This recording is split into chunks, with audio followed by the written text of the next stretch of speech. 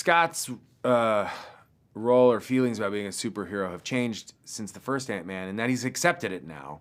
I think he's been through a lot, clearly. You know, at the beginning of the first Ant-Man, he had no idea about super suits or being in he didn't really know what the Avengers were.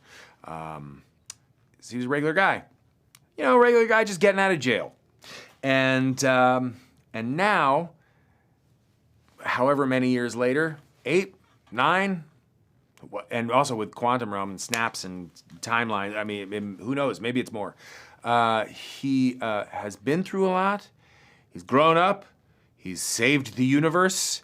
He's missed 5 years. So, I mean, a lot's happened to this guy.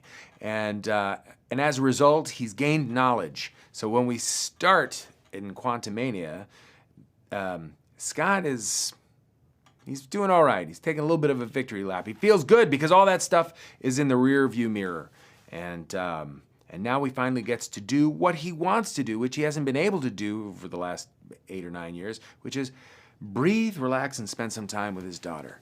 And that lasts for about 5 minutes. The signature of the Ant-Man movies are family. It's the thing that kind of separates them a little bit from some of the others.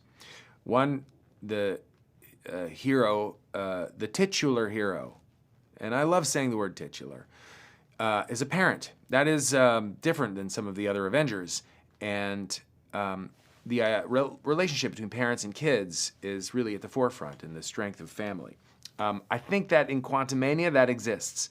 And maybe people have been hearing that this one is very different, and it is true. It is epic in scale, and we've got a real big baddie.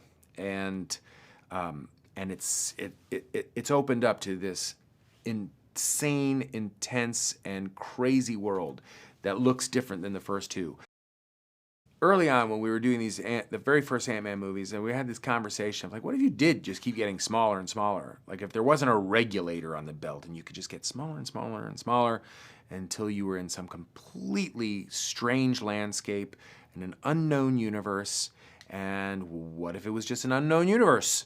Like, could that exist? Absolutely could. Maybe we're in a quantum realm right now on terra firma, and everything out there is somebody else's just, universe under someone else's fingernail. I mean, this is the whole thing about science. This exists. This is real, folks. It's nice when you get to work on a movie and you're working with the same actors that you've worked with in the past for several reasons. You kind of get to know each other's rhythms. You know who they are. It's fun to kind of expand on the relationships. Our understanding of our characters grows with each one, and our understanding of the relationship we have to one another.